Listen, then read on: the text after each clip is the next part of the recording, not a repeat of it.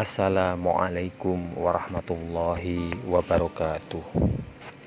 Allahumma sholli ala sayyidina Muhammad wa ala ali sayyidina Muhammad. Keputusan Sa'ad bin Mu'adz. Setelah dikepung sekian lama, Bani Quraisyah mengirim utusan. Mereka ingin kepungan dihentikan agar mereka bisa pergi seperti Bani Qunaiqah dan Bani Nazir. Namun Rasulullah SAW menolaknya, sebab pengkhianatan Bani Quraisyah jauh lebih berbahaya daripada kedua suku Yahudi itu. Akhirnya Bani Quraisyah pun menyerah tanpa syarat. Rasulullah SAW setuju untuk mengangkat Sa'ad bin Mu'adz sebagai hakim untuk menjatuhkan hukuman kepada Bani Quraisyah. Tindakan Rasulullah SAW ini sangat adil dan murah hati, karena Sa'ad bin Mu'adz dari suku Aus yang dipimpinnya dulu bersahabat dengan Bani Quraisyah, seperti halnya persahabatan Khazraj dengan Bani Qunaiqah.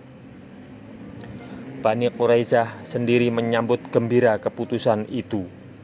Baik kaum muslimin maupun Bani Quraisyah menyatakan rela atas keputusan yang akan diambil Sa'ad bin Mu'adz.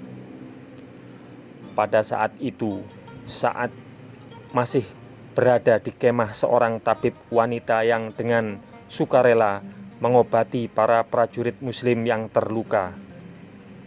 Saat dinaikkan ke atas unta dengan tangan terbalut dan menuju ke perkampungan Bani Quraisyah. Dengan tenang, saat memikirkan apa yang akan diputuskannya. Saat teringat betapa baiknya perlakuan Rasulullah SAW kepada orang Yahudi, beliau senantiasa mengingatkan para sahabatnya agar berbuat baik kepada mereka. Namun, kebaikan itu dibalas Yahudi dengan tipu daya, kelicikan, kerusakan ekonomi, dan penyebaran desas-desus untuk menjatuhkan Rasulullah SAW. Jika Bani Quraisyah dimaafkan dan dilepaskan, mereka akan berlaku seperti halnya Bani Nazir dan Bani Qunaiqah yang terus melancarkan permusuhan. Bukankah kedatangan pasukan Ahzab akibat hasutan Huyai bin Akhtab, pemimpin Bani Nazir? Jika tidak datang pertolongan Allah, kemungkinan besar kaum muslimin dari wanita hingga anak-anak akan musnah dibantai oleh musuh.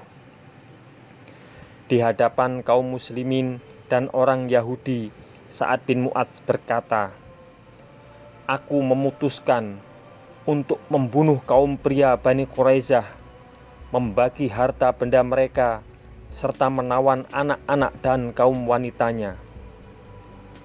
Hukuman itu pun dilaksanakan. Setelah itu, kaum muslimin kembali ke Madinah dalam keadaan yang amat disegani oleh seluruh suku yang ada di Jazirah Arab sampai ke pelosok Jazirah. Perintah berjilbab. Islam adalah agama yang sangat menghormati wanita. Sebelum Rasulullah SAW diutus, kebanyakan kaum wanita dengan kaum laki-laki tidak lebih baik dari hubungan antara hewan betina dengan hewan jantan. Di Arab dan beberapa tempat lain, kaum wanita biasa mempertontonkan diri untuk memamerkan kecantikan dengan berbagai perhiasannya kepada orang-orang lain selain suaminya.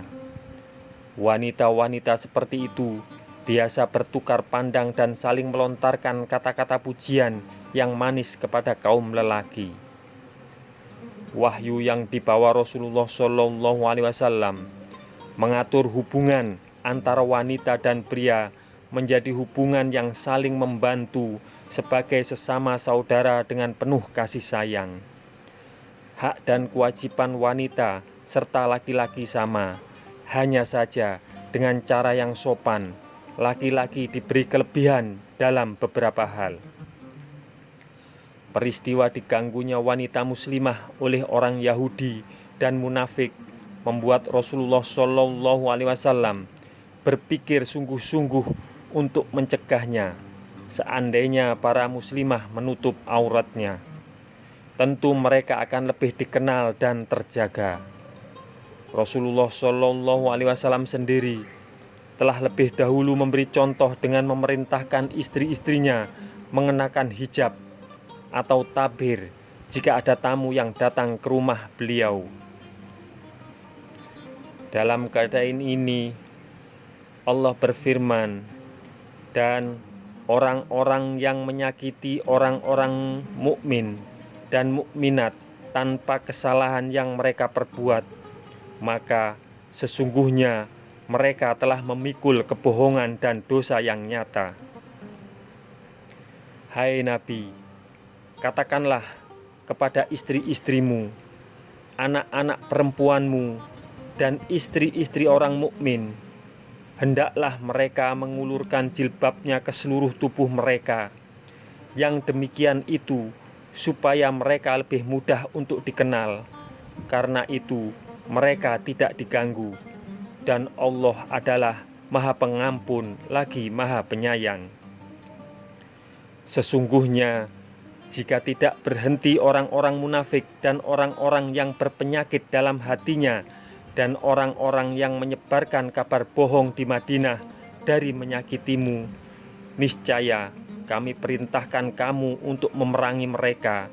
Kemudian mereka tidak menjadi tetanggamu di Madinah, melainkan dalam waktu yang sebentar. Dalam keadaan terlaknat, di mana saja mereka dijumpai, mereka ditangkap dan dibunuh dengan sehebat-hebatnya. Sebagai sunnah Allah yang berlaku atas orang-orang yang telah terdahulu sebelummu, dan kamu sekali-kali tiada akan mendapati perubahan pada sunnah Allah. Surah Al-Ahzab. Semoga kisah ini bermanfaat untuk kita semua. Wassalamualaikum warahmatullahi wabarakatuh. Mudah-mudahan kelak kita akan mendapatkan syafaat dari Nabi besar Muhammad Sallallahu Alaihi Wasallam. Amin, amin, amin ya Rabbal Alamin.